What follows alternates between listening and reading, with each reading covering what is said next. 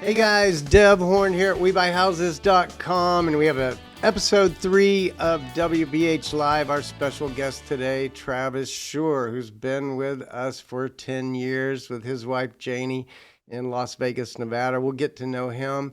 And before we introduce him, I'll just allow my lovely co-host, Mike Van Norden, to say hi to the group. How you doing, Mike? I'm doing great, Dev. This is going to be exciting. I mean, Travis is not only was he the official, I believe, first licensee with We Buy Houses, but certainly one of the more successful. And just because, well, there's several reasons we'll let him get into. So really excited about this. So I Yeah, know yeah. Travis is going to rock the house. I, Travis and Janie, if I'm not mistaken, joined in December of 2014. So this is your Yes, 10th that's year. correct. So Travis, how you doing, buddy? Good, Dev. How are you guys?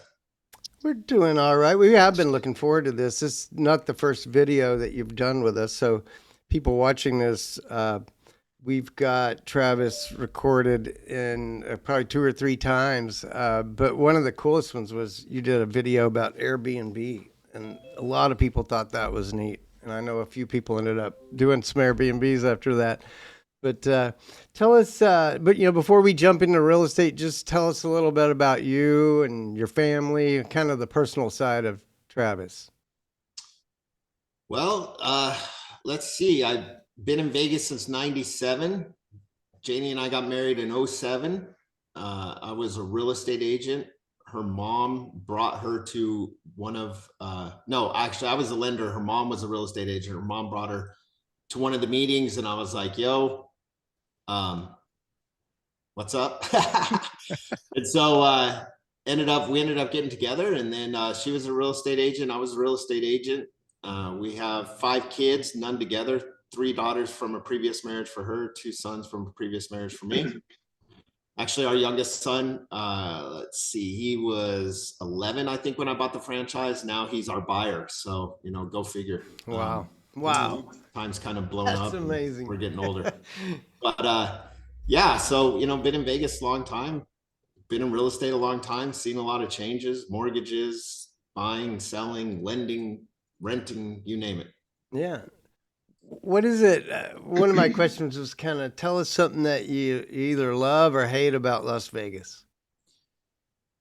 Vegas is an interesting place because I feel like when I came here was '97 and I was 22, and it was like the land of opportunity. So much money got dumped here from like 2002 up. And so Vegas kind of blew up. So as long as you were in the game, I mean, there was opportunities to be had. Obviously I wish I would have been in the game a little sooner, but it would have been hard. So what I like about Vegas is we have everything. Like, we have the best restaurants, we have the best shows. Every hotel competes against every other hotel for the latest concept, the latest thing.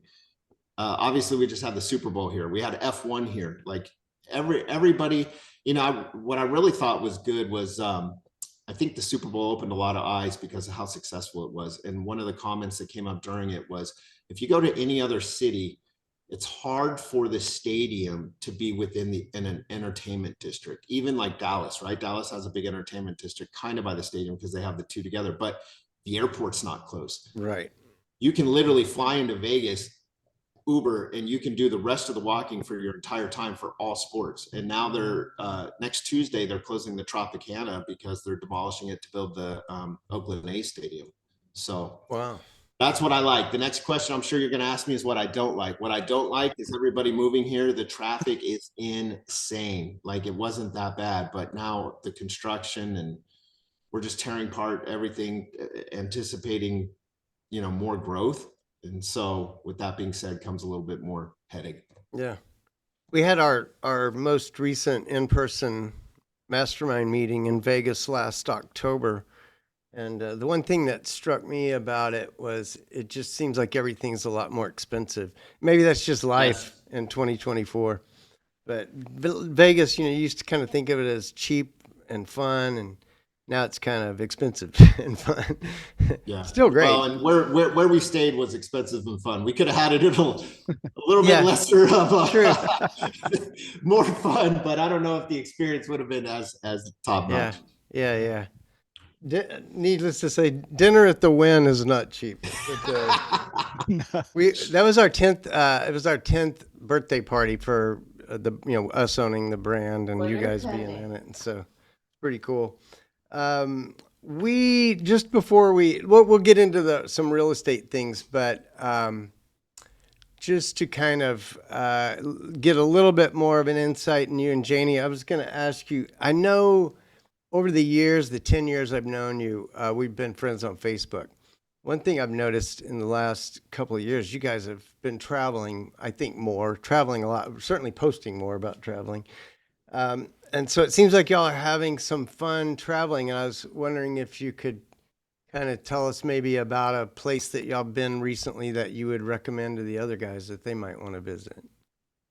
So Facebook ads got me because they showed me Bali, and sign up for this whatever trip of a lifetime for like $5,000. And I said, I'm not going to let Facebook ads get me. So I went and did my own research. So I found, I think that was 7 days for $5,000. I found 15 days for $2,000. So Janie and I signed up. Flights were $12,000, however, because we flew first class over there. But we ended up going to Bali for 15 days last summer. And the average age of our little tour group, there was 8 of us, was like 27. So we were like the grandparents on the trip. However, trip of a lifetime, man. We went and did and hiked and surfed and climbed volcanoes, went to the monkey forest, like you name it. It was amazing. And to your point of how, you thought Vegas was cheap, Bali is unbelievably cheap. Like we had massages. I think massages were $4 for an hour. Plate of food was like 50 cents. Drinks were like 10 cents. I mean, it was dirt cheap. Wow. Yeah, I'm going to try to, wasn't that one of the pictures you sent me? Yeah, I sent you the, us in the monkey forest. Let me see if I can get this where we can see it. You guys see that, right? Yes. Yep. This is you in the monkey forest. That's that's us.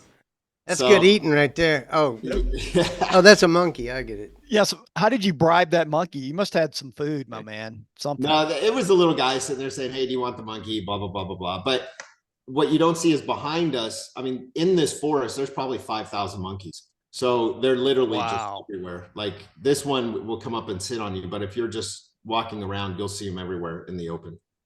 Wow, that's cool. Pretty cool. Pretty cool. Yeah, it was a fun trip. To jump back into it, maybe start to shift into, people want to know what you're thinking, and obviously you've accomplished a lot in the last 10 years. How would you compare where you and Janie were, like just kind of where were you then and where are you now? When you think about the 10 years, what happened? So, I looked at the numbers, and what's funny is that phone call that we were all laughing about in the beginning with Mike. I had to basically borrow the money to buy the brand. And I really had to borrow it because Mike gave me absolutely zero time to go get it. So if I didn't pull the trigger right then and there, it was gone. So I literally had to borrow the money. And I think it was like 24 grand. I don't even know. It's dating myself, but I believe it was 24 grand. And so then I ran the numbers, 9.5 years later. And our real estate portfolio. Now, keep in mind, I didn't own a house. We owned nothing. We were flipping, but we didn't own anything. And so I borrowed the 24 grand, and then our real estate portfolio today is worth 24 million. Wow. So that's 100,000% ROI. Incredible. From when we started and to where we are. And to that point, we bought it in 2014, and then a gentleman, obviously the other Mike, in 2015, I was trying to show off like I knew what I was doing on Facebook, and he took a little bit of an interest into that and said, hey, but then we kind of took it to another level, and I started talking to him, and he said, listen, you're still young. You need to start holding these properties. And I said, Yeah, "Oh, this was Mike Anderson, right? yeah, In this is Mike Tucson? Anderson I'm talking Mhm. about." So, which I went back and watched his episode, which was interesting. I was good Yeah. to see Mike. And so anyways, he said that we had to start holding rentals. So in 2015, we started holding rentals, and you know, we now have 65, and that portfolio is worth 24 million. So Wow. and we're leveraged, I think we're leveraged 50 cents on the dollar. So our, you know, our net worth is like 12, 13 mil. Yeah. Yeah.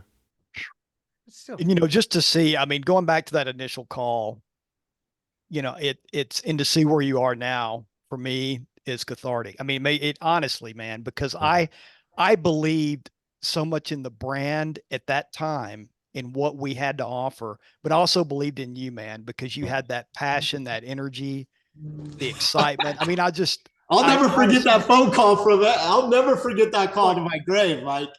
listen, man, I mean, we could go a lot into that, but you know, just the silence was deafening because there were times when it would go silent for about 20 seconds, and I could tell your wheels were spinning, man, that you really wanted to do this deal. yeah. I'm so glad you did. I'm so Well, glad you called me. And really, I just think about over the years, we did our meeting twice in Vegas, and the first time we were there, you had billboards up around the city. It was fantastic. You have a storefront with a lit We Buy Houses sign. You have a van you drive around town, cool little small van that's totally wrapped We Buy Houses. So when I think about you, I think about, I often tell people, look, you should, if you're going to use a brand like this, you should exploit it, you know, Right. and just use it. And if you keep it a secret, don't be surprised when nobody knows about it. But if you really exploit it, it can help you. Obviously, to Mike's point, I think we lucked out by finding Travis Schurr to join this Absolutely. brand and to be a part of this this last 10 years. You've helped us build this company. There were times that we'd have a marketing idea and you were always down to try it. And so Yeah. I think we learned a A lot lot of together. $5,000 checks on that deal. Yeah. We learned a lot together. Mikey, hey, Mikey likes it. Travis will like it. But yeah, you know, there's a saying that motion beats meditation. True. And you're a prime example of that massive action, you know, going all the way back 35 years, Anthony Robbins, you know, just take massive action and something will happen. And that's exactly what you did, man. You took action. You didn't sit on the opportunity. Yeah. Well, the other thing is, it's that I think about it when I think about your story is you have a high risk tolerance. Like I really don't know if I don't think I would accomplish what you've accomplished. I like to think I have a high risk tolerance, but I really think most people don't. You know, most people avoid catastrophe by avoiding success. You know, it's Well, and a lot of it's my wife. I mean, you know, like if you have a partner, a typical partner is not in the same household. So if Dev and I are partners, whatever we do, I mean, typically it's going to be, I'll be the screw it, let's do it mentality. And you might be, no, let's make a little sense. But at the end, we'll battle each other out. And then finally we'll either make that decision or we won't. But in the terms of if we do make that decision, we got to split the rewards, right? 50% goes to you, 50% goes to me. So with Janie and I, like, we just had that screw it, let's do it mentality. And all the rewards came back to the same household, you know? And so from that, and obviously she's Hispanic, she speaks Spanish. And so she went and got her contractor's license. Like we just went full bore and kind of blew this thing up and here we are. Yeah. So let's think about where we are. What do you think about the real estate market right at this moment in 2024? What are your thoughts about where we are in the year ahead? Interesting time. You know, the next 6 months is going to be a big game changer for obviously election year. I think that's probably the number one thing. The number two thing is I think a lot of people are on the sidelines waiting to move, waiting to buy, waiting to sell, waiting to upgrade, not much downgrade because they'll downgrade regardless of the situation. So you know, the Fed met last week, 2 weeks ago, and said, hey, we anticipate 3 rate cuts coming. So I think we're in a very good place if you're sitting on assets. Obviously, I think your equity is going to increase. If you're getting ready to get into the game, I think you're in a good place because I feel like there's going to be a lot of action with either investors liquidating some of their stuff. Like recently, we've gotten a lot of rental leads where properties got tore up, land, the homeowners are in, or the investors are in, just, you know, these are mom and pa's out of town type deal. And they're more of a headache of, I don't want to have to fix that. I don't want to have to put somebody in it. And I don't want to have to deal with the real estate agent because all the negative real estate stuff going on right now with the NAR settlement. So we're getting a lot of those leads of, hey, you know, I bought it good and now I want to get off it. And I know it doesn't need, you know, I don't need to get max value. And so with that, our last round of buys have kind of been that nature. So I feel like a lot of that stuff's going to start to open up. I wouldn't go too far down the rabbit trail, but you mentioned the NAR settlement. Do you have any thoughts on that?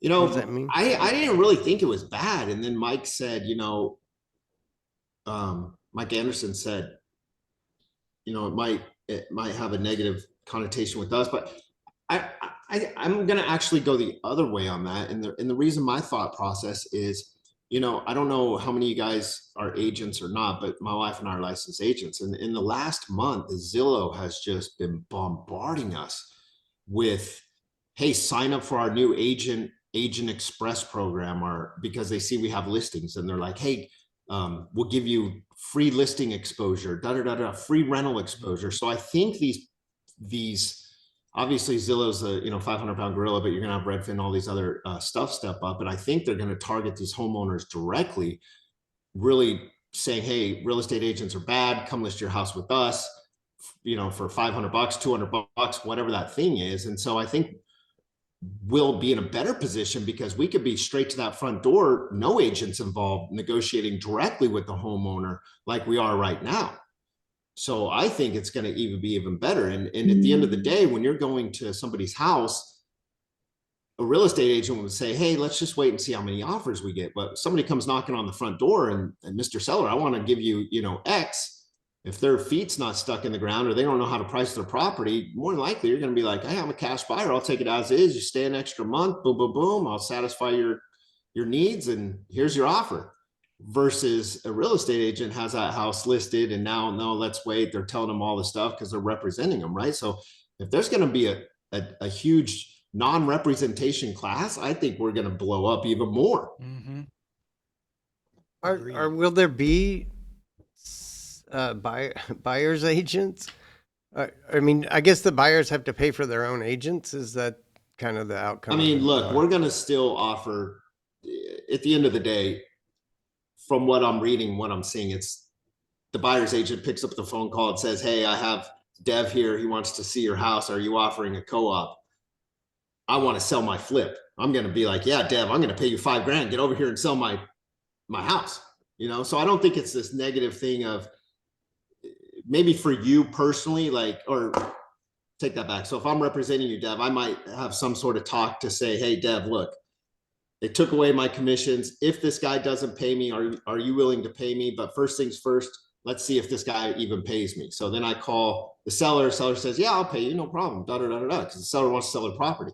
So I think you're just going to see more transparency as far as what's listed, less transparency as far as what that seller's offering, because the seller wants to get off his house, right? So I think this was an attorney deal, honestly. I think the attorneys are the only ones that really are going to win out of this. Because at the end of the day, I mean, people here list houses for 1%, 2%. Like I'm talking 2% total, 1% to the buyer's agent, 1% to the listing agent. Mm-hmm. So that's always been negotiable. These people with this 5-6% stuck in the sand, I mean, agents are always undercutting other agents. So, you know, I don't know. Yeah. What's the competition like there, Travis? I know you guys have Open Door and individual investors and OfferPad and all that, right? In Vegas, has it changed much or about the same? You know, Vegas is all, I feel like we could have gone back to every single meeting you and I, or we've all recorded, and I think the top of that conversation is how do we get more deals? And I think that's been since we started the brand and since we getting together. To answer your question, competition is rough everywhere. More so here because we are a leading indicator city. So what's happening in Vegas now is usually a trail sign, like Phoenix, Vegas, Florida. Those are kind of the 3 top hot spots. And so if you watch those markets, you can kind of see what's coming or going. And with that being said, we have a lot of competition here, a lot of competition. Are you seeing something? One of the things we noticed about Open Door recently, just as an example, is their site used to be about fill out the form and we're going to buy your house. And now, I don't know if you've noticed, but when you go to opendoor.com, it's all about we'll give you an offer and then we'll find somebody that will beat it. Like we'll give you an offer of 200, but there's probably one of our investors in our network that'll pay 210, 220. So it's a weird pitch. I just recently noticed it. I know you've worked with Open Door in the past. I'm working with Open Door right this second, actually. I did a video with Todd from Everyday, but we get leads, right? Obviously we get leads, and to some, those leads are more expensive or less expensive. But for me, like Dev said, everything's going up. So when I pay all this money for these leads, I'm trying to milk everything out of those leads, where before we would just go make an offer. And if we didn't get it, we would leave and try to beat them up and keep calling them until they tell us to, go fly a kite, which I kind of shifted gears in that. And so I hooked up with 2 wholesalers that are my number 1 competition. And I met with them and I said, listen, my marketing or my brand name gets me into some stuff way before you guys. We're all spending significant amounts of money. They're spending 10x me monthly, but there's leads that I get. So I said, I'm going to go in, my son and I will go in, or my son will go in. We're going to make an offer of 100. The second we leave that house, if we feel that they're like, no way, no. My son gets on the phone. My son sends out a text, one to competitor 1 and one to competitor 2. And that text has all the inside information they need for them to turn around and pound that client. So that client needs to sell their house. They're either going to sell it to us, they're going to sell it to the next person they call, they're going to list it with the realtor.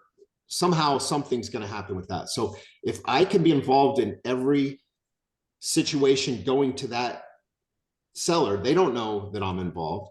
So for example, on a couple deals we just closed, we went and offered, I'll give you a perfect example. We offered 340 on this house, 310. Seller said no. Well, I'd already sent it to my competitor right when he said no. He called, he got it under contract for 340. He then wholesaled it for 356. So that was probably cost me $500 that lead.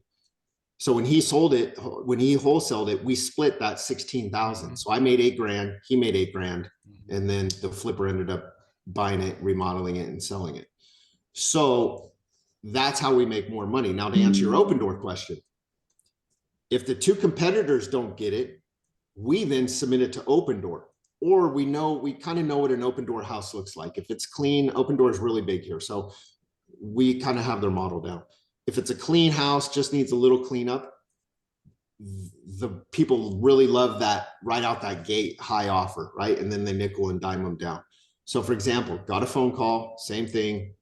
We offered 280. She's like, no, I need 320. I knew Open Door would probably give her close to that. So I submitted it to Open Door. Open Door offered her 389. And then they nickeled and dimed her down. I think her net was like 318. Well, that closed. And when it closed, Open Door sent me a check for 38.90 because I got a 1% referral from sending them that deal. So I know the wholesalers couldn't get it, but I know Open Door would. And so boom, made money on that one. So if you can start to pick up little monies, and some of these aren't so little, like $8,000 on a $500 lead, that was pretty good. Right. And then from there, obviously you have your realtor. So every phone call that's going to a dead lead that you said no to, you should be involved in. Either your competitor is calling them and you made a deal with your competitor, and or the realtor's calling them. And then 1 out of the 3 have to get them. I mean, there's just no other way around that. That's definitely a different way to think about your competition, or particularly around wholesalers. Or it's pretty fast. I remember it reminds me years ago when you were running pay per click, so you had the WeBuyHouses.com ad, and then there were two other ads, and both of those you were buying those leads, and so you made the joke, everything at the top of Google is me, Right. and so it's almost like you recreated that in the physical sense of who's contacting these people and making offers. That's really amazing. So Travis, do you have, I was just going to ask him, Dev, I mean, obviously like Open Door, they've got some specificities, kind of a certain buy box they're looking for, but with you really don't care as long as you believe in some way you could monetize that lead. Is that right? Or is that not right? That's 100% correct. Okay. So if you're a business owner and I'm calling Mike to cut grass, whatever it is, well, there's two of other Mikes out there wanting to do the same exact thing. So if you go to the two other Mikes and say, listen, I'm not usually, 50% of the time, I'm the first one that gets that phone call. Well, if you don't monetize that phone call, Mike, as soon as we hang up, I still have a need that wasn't met. You didn't meet my need. Well, if you could get two people you're associated with to meet that need, you don't know how the guy next to you works. He might be able to do something thinner. He might be able to go higher. For example, these wholesalers, I know that when they sell a deal, I mean, this is how bad it is here because I've built such a large brand for myself that people always will. I've never wholesaled a deal because people won't buy my wholesale deals because they say, well, shit it, man. If you don't want it, there's definitely a problem with it. And so I've tried to wholesale some stuff over the, I mean, we've done 800 deals, like, never been able to wholesale a deal. And so now I have to hire the two kids, and I don't say I hire them. I just say, hey, look, here's a lead. I went and offered them this. You guys could probably go higher, and then you could probably spin it off for more. And so since we've started that, I mean, I think we're up to 50,000 in referrals. That's 50 grand I would have never seen or never had. And in theory, that could pay for my year right now as far as marketing. Yep. That's right. That covers your marketing costs. It's brilliant. Love it. Who in 2024 now, who is selling their house for cash right now? What's the profile of these people that are most likely to sell their house for cash? Well, listen, right now in 2024, everybody wants to sell their house for cash. I mean, there's no profile. Everybody wants to sell their house for cash. The problem is, and this goes back to what I just said, I think, Dev, you and our hair was less gray and we were younger cats, but we were still having the phone call. And I still think the same question was, in 2014, who's selling their properties for cash? In 20, so I still think it's the same person. Obviously, people have a lot more equity. With that being said, it's how you structure deals. I think the structure of it's really come full circle with the amount of just craziness out there, from novations to sub twos to seller finance to whatever. Everybody wants to sell their house. How they sell it, obviously they want cash, but at the end of the day, when we say we're cash buyers, that's not always true, right? I mean, we're not necessarily just walking around with our account $2 million every time we go, we buy a house cash. It's always hard money. It's always financing. It's always something. So if we could just meet the need of the seller, but our typical sellers right now have been landlords and repeat customers and referrals. Actually, the pay-per-click model for us is getting hammered. Like, we're getting destroyed on that model. So, and this might be a for later type thing. We can kind of talk about what I've really dived into, but I'm trying to get a lead that wants to do business with me. And I've put a lot of money and time into some of that, and that's starting to pay fruition. So, like I said, we could dive into that later, but that's a model that I'm going after. Are you talking about branding yourself personally, Travis? No, more, I mean, I'll just use one word or probably give it away as organic. Yeah. You did hit upon a couple of things. Like, one of the things I wonder about are you seeing more tired landlords? Are you seeing any foreclosure activity in 2024? Anything that's kind of changing or creating opportunity? I mean, to answer your question, yes, foreclosures are up. I think Wall Street's kind of monetized that avenue. So to get a foreclosure, you need to be the pre-foreclosure guy which I forget if it was Kyle or somebody from an earlier meeting said, you know, the pre-foreclosure stuff. There's so much equity that people are very rarely losing houses to foreclosure. Yeah. So with that being said, you know, if you're waiting for it to go to the courthouse steps in Vegas, you're done, because hedge funds are here and Wall Street's here. So they'll just buy it because they need to move exuberant amounts of capital, and they'll just outbid you. So the way to get those is obviously door knock prior to that. I am seeing a lot of more probate, believe it or not. A lot more probates increased here. So, you know, I guess that's always happened. I just feel like we've been able to monetize that a little better. I have a really, really, really good relationship with the probate attorney. I send her a ton of business, and vice versa. She sends us a ton of business. So, like Mike said, he's buying a 10-house package off of a realtor. And so we got back in the few years back, we got a 7-house package off of my probate attorney. Same thing, you know? Wow. Yeah. You sent me a couple of pictures of the rehab stuff. I'll pull them up, but I was going to pair that with the question of, so yeah, a lot of people would, probably anybody would want cash for their house, but what kind of properties are you guys looking for? Is there a max ARV or anything like that you would use to kind of define those opportunities? With the We Buy Houses brand, you can't look for houses. That's what Yeah. that was me. You know what I was doing there? I was actually we were trying to figure out the shower head height. So I said, all right, well, here's worst case. This is me, you know, 6 foot, and then with my hands up. So as you can see, it's to the right of me up there on the wall. So we raised it up a little bit. But yeah, that was a shower head height. I have seen, like, it seems like some of the houses might be more fit for, say, rental, where some of them are nicer in a certain location. You say this is a better fit for Airbnb. Is that a fair distinction of kind of how you might look at properties? 2024 is tough to look at properties, Deb, for rentals. I think Mike can attest to this. The price we're buying, the rates you're getting securitization for, it's hard for that stuff to pencil. And then regulations. I mean, look, if you could get a licensed Airbnb in your city or in a location that you're not going to get messed with, then by all means make that pencil, or at least attempt the financing. But I just ran a deal yesterday at Kiavi. It's a rental. I mean, it should be a rental. I bought it for 206. We added 2 bathrooms and 2 bedrooms. So I made it a 5-bedroom, 4-bath with 2 separate outside entrances. Not for an Airbnb. This would be a long-term property. Should bring in like probably $695 for those 2 separate entrance rooms. So like $700 a month, because it's got a little kitchenette, bathroom, bedroom. And then the main house should bring in like, call it 18, 19. So that should be like $3,100 a month, depending. But we haven't owned it long enough. So I bought it cash. I gotta get my cash out.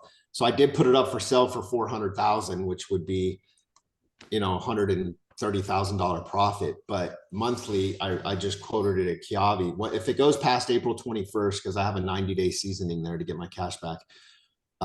They priced it at 7% on a 30-year fix, $1,500 a month. So I'd make $1,500 a month, and I'd get basically all my cash back. So that pencils as a hold, right? So like if you could do stuff like that, but the Airbnb game is I feel like it's played out in the sense of, if you can get licensed, 100% you should do it. If you can't get licensed, I would not do it. And the reason for that is, if you did acquire the take that back. Let's say I would try it until you get popped, and then you can get off it if you bought it for a flip. But by no means should anybody be buying anything retail for Airbnb if it cannot get licensed. So do you still own a couple of dozen Airbnbs? Yeah, we have 31. I think 31. you can, though. What'd you say, Tim? I would just second what Travis just said. I did that same exact thing in Hawaii, bought a beach house, and it wasn't licensed, and they just came down. After 4 or 5 years, I just had enough and sold it. It's not worth it. Mm-hmm. Yeah. The short-term rental game, you have to be licensed. And that's why on my last phone call, when we were talking about this, the next game is pad split. That's going to be the next Airbnb workaround that it's kind of Airbnb income, kind of. I say that loosely. It's a lot better than LTR income, and it's just a new technology play. Your clientele is lower end, but if you know, like, look, if you're not allowed to rent, if they're telling you what you can and cannot do with your property, then you're not allowed to rent your property. You say, okay, fine. All they want is a 30 days. So then nobody really checks to see how many bedrooms you go put up in a house. So the new model is this pad split, and these pad split contractors, they're just, you know, turning a 3-2 into like a 6-3 if they can, and getting 800 a room. So that's 4,800 a month. You know, a lot of my buddies are doing that model, and that satisfies the 30-day, which here it's just a crazy thing. But to reiterate my point, short term is the way to go if you can get a license, 100%. You shared a couple of other pics. Oh, that's Janie doing it. There's We Janie. showed off that banister, because that was Janie's. That banister was $3,500, but we crushed that house. We got that house for $210. I think I sold it for $480. That was a big one. Wow. Good grief. Really, really nice. Do you have different levels of finish out for different price levels of home as far as your tile or your other accoutrement? Not nowadays. Back then, like everything you see, that floor we laid at herringbone. Herringbone was our signature. We herringboned everything. But now everything, you know, the market changes, and as everything changes, when inventory's low, you kind of just need a different shade of lipstick on the pig, but the cost of the lipstick just needs to be a very cheap, pretty pink lipstick, right? Doesn't need to be that high-end lipstick anymore. So to each its own. Luxury vinyl plank, LVP, is what we do everywhere. Carpet upstairs, you know, put the white quartz in everything, and that still has the look. We don't do backsplash anymore. We stopped that. This was a good one. This was actually next door to my Airbnb, and I tried to keep this one as Airbnb, but they wouldn't let me because I was literally next door. So we bought this for $550 and sold this at the height, like held 6 months and sold it for $880. Wow. And this was the high. I think we sold this March of 22. This was the height of the. That's a beautiful Really renovation. I mean, Love it's the stunning. openness. This is like magazine quality stuff. Is Yeah, this and all believe it or Janie? not- Is Janie the one behind all this? Yeah, Yeah. Janine's the one behind all that. There's actually walls. There was walls everywhere, and so those two pillars we installed to hold up Yeah. the two thing. But yeah, Yeah, that was a wall. Oh man. Yeah, yeah. I get it. love the openness, man. That's fantastic job. yeah. This What- was a great house. What about the floor, Travis? What is that? Is that a tile plank? Yeah, floor? that's when we were doing herringbone. This was, I mean, keep in mind, this is 21 when we prior to, I think we bought this 11 to 21. So, you know, money was freaking dirt cheap. Like Yeah. everything was cheap. So it had the look, right? I still think for that, I mean, I think those are 12 footers, 10 footers, tile that we Wow. herringboned. And I think we got that for probably $240 if we bought a truckload. So we had to buy 10,000 feet of that. So, you know, $240 a foot. Now this was when the good life was, right? This was the good time. Yeah. And the hard money, I think this hard money loan was 7% through Anchor. So really? go figure. Oh, jeez. Wow. Is that your staging furniture too? Yeah, we had a great stager, but her sad news, her warehouse caught fire and she had to close her business. Oh, my she gosh. had nothing planned. Do you guys maintain stuff to stage homes with? No, we just, I mean, with all our Airbnbs we can, but pay the extra couple grand and just don't worry about having to store stuff. Yeah, yeah. Well, I'm glad we got Janie in here. You got to go to the next picture. I sent you one more. That's the wait, biggest. did you? Hang on, let me go It's back. like Yeah, he a- sent one. It was their biggest deal. I think that they Oh, Oh, wait a biggest minute. deal. You sent Yeah, it me was like- another one? couple million It's an bucks. attachment. I don't think I PDF. got it. I don't think I got it in time. What's that biggest Shoot, deal, I Mike, know- you're talking about? So can you go to Zillow? Yeah. Go to Zillow and enter 46 Sawgrass. Hang on a second. So this is your biggest How deal, do I Travis? do this? Yeah, this was the biggest, this was our biggest rip. So go to 46 Sawgrass, Las Vegas, Nevada. Are y'all seeing my Yeah, yeah. Zillow.com? We're good. Okay. All right. 46. 46 Sawgrass. Okay. One Las word. Vegas, Nevada. Come on. There you go. Oh my Wow. Lord. Okay, so this was we bought this for 750. Oh my Lord. I put 200 in it. What? Held it for 7 months and I sold it for 2 million. We made 950,000. What? Wow. I Holy. thought I had a good one. Man. Ooh, Yeah. This was our biggest rip ever. beautiful. This was a good one. Oh And then as you my can see, when you gosh. go inside, you'll see the same setup as that other house. It'll be the herringbone. Oh yeah, I see it. Yeah, let's get Be in the there. Let's same- get in oh, the there. Look at double that. island. The outdoor thing. Oh, Wow. just beautiful. Let Here me you see the go. double island.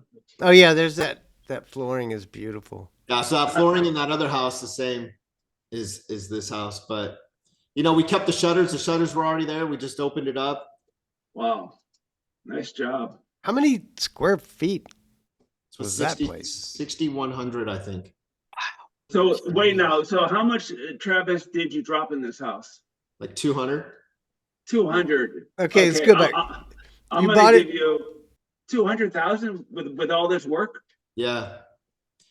I Well, mean, I'm gonna check keep in out. mind, like we bought the truckload, right? So, you know, that was only 240 a foot floor. That's the quartz Calcutta. Yeah, yeah. That's kind of Yeah. cheap. You know, I think that backsplash we paid $7 a foot because we pretty much loaded out. All those cabinets were oak. That's just spray painted white. We stained those out. You know what? The kicker, the biggest kicker was that stupid fridge right there. That fridge was like 13 grand. Oh my gosh. Oh yeah. That's a built-in, right? Yeah. Sub-Zero or something. So, But those cabinets didn't cost us. So oh, so you saved money on cabinets. You painted them. yeah, that's all painted cabinets. So the roof was good and all that stuff was good. And the backyard was all dialed in already. You didn't fix the pool or anything. No, the pool was fine. The backyard was all faded out. That stamped concrete was all faded out. So we just painted it and then went over with high gloss and got the wet look. Oh wow. And, but as you'll see, as you progress through these, all carpet upstairs, we built out that cheesy wine room. That wine room's just glass. If you go back, That right there. there's no refrigeration or anything. We just put up some glass panels and put some wine stuff on the thing. But It looks like art. yeah. It's cool. Yeah, I don't know how you did it that cheap. We just did a big project and we dropped about 400,000 into it, and ours is only 4,000 square feet. It just closed yesterday. Cost of materials, right? Like, I mean, Yeah, all the stuff was super cheap. All this stuff was really cheap materials. But at the end of the day, you know, when it comes together, it just, I mean, those Calcutta countertops are pretty cheap, man. Those are only a couple Yeah, of they are. bucks. So they're like $400. Plus the islands are only what, 6? yeah, Is Calcutta a brand or a type of it's a material? type. That's the type of the man-made. Yeah. Oh, it's a man-made. Well, Yeah. Calcutta marble Yeah. is from Italy, and that's like the super high-end cost. And then all the Chinese people get the high-end stuff and make their quartz look like it. So that's just fake quartz with the look, right? Yeah, that's crazy. But anyways, we cleared, like if you close out of this, Dev, then go over to the right on Zillow. No, go back. Oh, you want me to do what? Just go back. to Oh, where you wanted me to close out. Yeah. Now here, scroll close out down. of that. So he sold it. So he bought it from, scroll down to the history here on the right. Keep going. So, all right. So scroll down. Show more. Scroll. Okay. So right there. So we bought it 3 of 21 for 750. We sold it 10 of 21. Scroll up. We sold it 12 of 1 for 2 million. This guy, this is a great story. The guy that bought it never moved in. He never moved in. Wow. He owned it for 7 months. He put it up for 2.5 and sold it for 2.3. Oh, geez. Look at that. Done deal. Yeah. 819. Boom. Hmm. Everybody making money off that deal. Man, That was 22 for you. You couldn't lose if you bought something. that was a No, crazy yeah. time. That's why I was kind of asking you, like, how's now different than then? Because, man, is it different. But that really a beautiful, beautiful property. That's amazing. Well, I'm going to shift gears just a little bit. We got just a few minutes left, and I wanted to ask you, when we think about what you guys have accomplished, it's the level of success that I think many real estate investors dream of. And so I kind of wonder, from where you are now, where do you go from here? What are you excited about in the future? Dev, let me tell you what I struggle with, and I'm sure Mike struggled with this as well. What I struggle with is sitting on a massive real estate portfolio. Well, I mean, massive and Relatively, yeah. yeah, whatever. Knowing that I have like 12 million there, the headache that comes with these rentals. We've looked at starting to do different things, getting into lending, maybe but when I watched Mike's video just last week or a couple days ago, 50 years old. I mean, being in the thing for 50, going on 80, same age as my father. I think he's seen it all. And I think to his point of kind of like, I have this little Acorns account that I just put money in, and I think I started putting $100 a week, and now I have over $100,000 in that account. And it was 100 grand's a lot of money from $100 a week. And so I think to his point of, if you do his numbers, 300 times, the average price is, I don't know, maybe 300 for Tucson. I don't know, maybe a little more, maybe a little less. That's like 90 million. And he said, when I talked to him on a private phone call a while back, he said that he went and borrowed from the bank, and they just, got like, I don't know, I can't remember, 5 or 7 It was million. 5. Oh Yeah, yeah. 5 million out tax free, to turn around and go back out to the market with.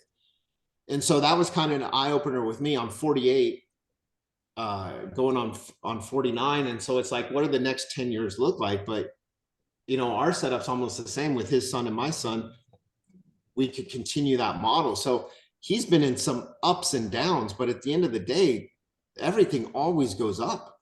Mm-hmm. When we ask ourselves, or I asked myself, like in 2015, when I was selling these flips, that he told me to keep his rentals. And I was like, but the market's never going to be this high, and those like 4X'd. I have one that 10X'd. I bought a mobile home for 14,000 that's worth 250,000 that brings me in 2,100 a month. So it kind of rekindled a flame of, I think you just stay the course. You stay the course.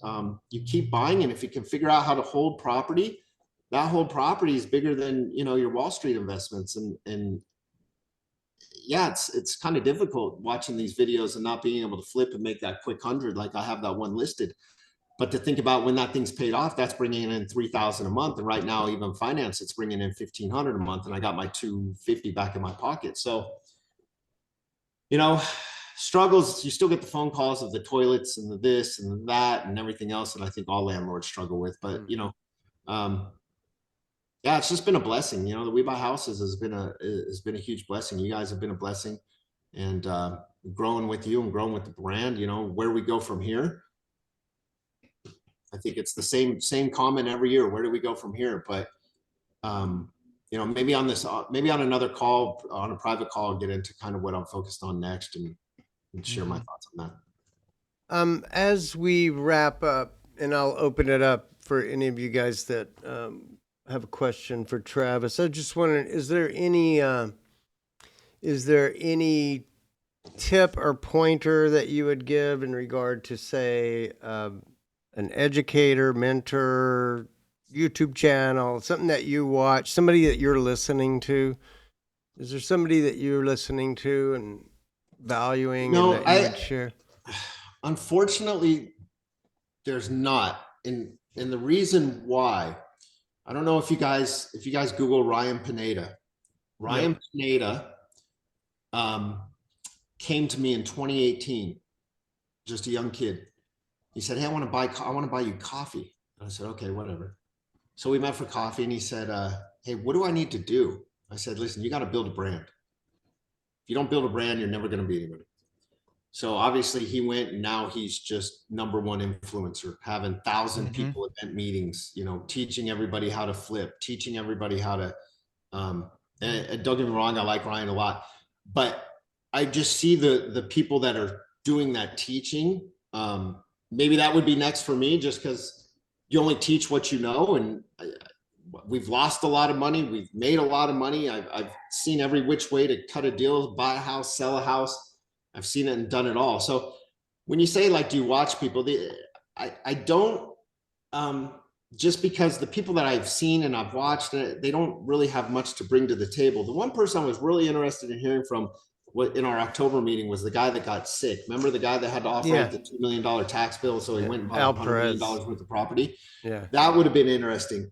And I, you know, kicking myself for maybe not trying and doing more during 2020, 2021 with rates where they were, but you know, we live and learn. So unfortunately I don't have a guru. I watch people, but I haven't learned that much, or somebody I can, you know, promote on this video. You are the guru. Do you think at all about other forms of real estate, like commercial? Like I've seen a number of people kind of move from residential to commercial over time. I know commercial is very tough right now. So yeah, 100%. I'm a little older, and 10 years ago I would have closed on this. So I had a motel come up in Boulder City, 17-unit motel. I actually was flying back from Dallas in January for Christmas break, and read the article on the newspaper saying, hey, they were selling this motel. The buyer fell through. Right when we landed, Janie and I went out there. It was $800,000 and needed about $300,000 repair, and it needed power brought to it, or it needed an upgrade in power, which was a city. It had some RDA, which is redevelopment funds. But I didn't need two partners, but through it, I ended up getting two partners. One was a general contractor, commercial. And so I was like, oh man, if I get him, and then one was the money guy. And so I put the deal together. So we went in contract. We got it in contract. I think I only got it in contract for $650, down from $800. But I met with the city, and the city said it's probably going to cost $300,000 to bring this power in. And so the RDA people, and so Janie and I were like, this is a deal though. We got to figure this out. And so two of the partners, one of the partners, the money guy, of course, one of the money guys kind of said, oh man, you know, that kind of the deal killed, da, da, da, da, da. So we ended up canceling it. This was February 5th. 2 days ago, Boulder City County Commission voted to fully fund the entire power project out of RDA money. So they're redoing the power, all on city budget, city money, no cost to the landowner. So that was a big miss. You know, I didn't have the screw it, let do it mentality, and it cost me. Yeah. So two-year thing. Are we looking at other things? Yes. And I just literally had one that I should have closed on and not even asked questions, but here we are in a higher interest rate environment.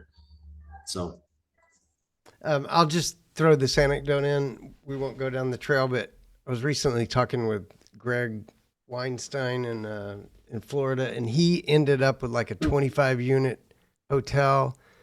Thought he didn't really want it. It was part of a portfolio of stuff he bought. And he said that thing is cash flowing like crazy now. So It's like, it was a small motel kind of thing. And he's like, now it turned out to be the best cash flow of what I acquired, and I thought it was just like an extra something I didn't really want. Well, now you could do hybrid on these boutique hotels, which is what we were going to do, as a hybrid Airbnb. I mean, self check-in, self everything, and it was. That's cool. I'm pissed, but it is what it is. Let me ask, we're reaching the end of the hour. Anybody out there have a question, comment?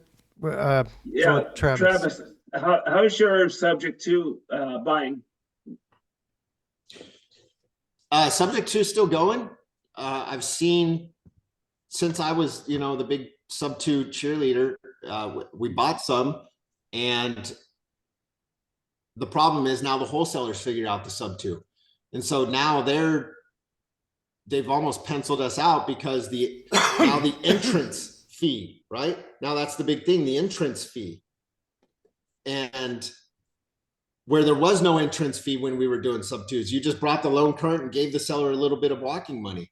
So all the sub 2s that are being shot now, the sellers are a little bit more savvy to the fact of, well, I can wrap my equity. So the balance is, the mortgage is 100, my equity is 100. Instead of this guy giving me 20 grand, they're now saying, hey, I'll do 100, then I'll do a $50,000 silent second, no payments, but it's a balloon in 5 years. That, like, they've kind of killed the sub 2 deals. So we do go after them when we have a chance. But to the point of like trying to go after them on a wholesale side, I mean, I feel like they're just kind of a waste at this point. Other questions? Joel Bill's been quiet. So out of that 64 properties you have, what percent of those are short-term? It's almost 50-50. 31 short-term, 33, 34 long-term. Cool. And I'd say almost every house we buy, we try to cut it up. So we try to do, if we can, we try to turn it into some type of a duplex. Just because those rents for these small little places, with the illegal alien influx, believe it or not, I've seen a little behind the scenes with our rentals lately. Cubans are like massively flocking to Vegas. We've actually rented our last 10 spots to Cubans because I built up such a big Facebook following. When we run our ads in Spanish on Facebook, we're just getting inundated with Cubans. So we can rent these rooms for $800 a month, and they're renting $850, $875, $900. Mm-hmm. So if you could rent your regular house plus an extra $9, like, that's big, and that's what we've been trying to do. Other questions?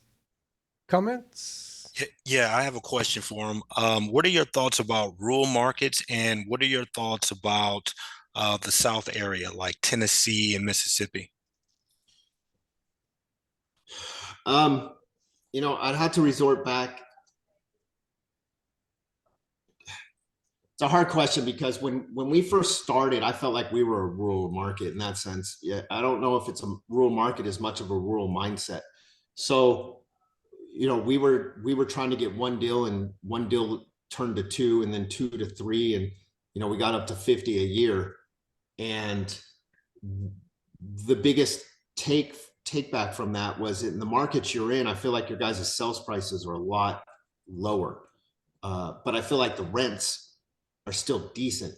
So I'm not sure how old you are, I'm not sure your situation, but if you can figure out in those markets how to get rentals to pencil, I would just bite the bullet. Don't take that $20,000, $30,000, $40,000 rip. Make that little rental work, and get those going. Now, obviously, you have to start out by flipping, or flipping needs to maintain you at some level. But what my wife and I did for every 3 flips, we almost made it. We had to keep one, and that thing really took off and really ran. And so now rates are back down to 7% at Kiavi if you could get it under 75% LTV, which 7% is not terrible. You should be able to make them work in that market. But that's kind of my only concept and understanding of rural markets, as far as rural, like, are you talking acreage? Are you talking spread out? Are you talking distance? Are you talking the amount of people in the town? Well, for example, I have a property in Virginia, in Virginia, in the middle of nowhere, and it's possibly I may be able to get 100K for that. And a lot of people have always told me to look in the bigger markets in my backyard, but I've always been a little different. and I think, in the rural areas, yeah, it may not be a lot of houses there, but they'll sell, and so just trying something new. Just wanted to know your thoughts. Yeah, no, I actually got a lead yesterday in a rural area in Vegas. Well, it's out north. It's about an hour away. And I ran the comps, and there was nothing for sale within 5 miles. But it was a probate lead. Once again, a probate lead, and they wanted 350. I told them my offer would have to be 200. But to the point of what you just said, especially now, people are wanting land, people are wanting middle of nowhere, people are wanting, so if you're able to do a 10-mile radius and not see anything, for me that would be a screw it, let's do it mentality, like let's try this and see. But if you get into it right, you could always get out of it, right? So with that being said, that's my And thought. and that's what I like about you, because you remind me, I'm a risk taker, right? And so I just started this business, man. Nature of the business. I've only been in this business, man, only 18 months, right? Yeah. And so I go against the grain, Yeah. and my risk taking has really, I've made some good money just off my risk taking, and so just hearing you speak on this, man, it really helps me, and I appreciate it. Yeah, no worries. I- Rentals, man. That's all I could say, because now, I don't have to go do the 50 a year. Like I'm not getting Mike money, but we get about 180,000 a month between the short terms and the long terms. Now that's not net in my pocket, but that's cash flow coming in. Right. Yeah. That the banks see, that the banks, I got, like, for example, I had Axos Bank, which is, they're trying to take over Bank of America. Well, they're not trying to take over, but they're trying to be like the next latest and greatest investor friendly online bank. And so, they're down here because that's my old banker from Bank of America. And he knows we put like 200, 300 grand a month through our account. So he's down in my office, but it just opens more doors. So those rentals, man, it's not necessarily about net in your pocket, but the cash flow that's coming that allows you to do more and more things. And then every time the market goes up 5%, if you're holding 65 properties or 300 like Mike, your net worth goes up that much more. And to the point of, I did borrow 1 million back in 2020. I borrowed $1 million off my rentals at 3%, which was non-income, right? And so that was a big move. I wish we were still at 3% because I'd go grab another $1 million, but it is power that you can leverage and borrow off of that, which we plan on doing. I just wanted to throw in an extra anecdote on the kind of the rural thing.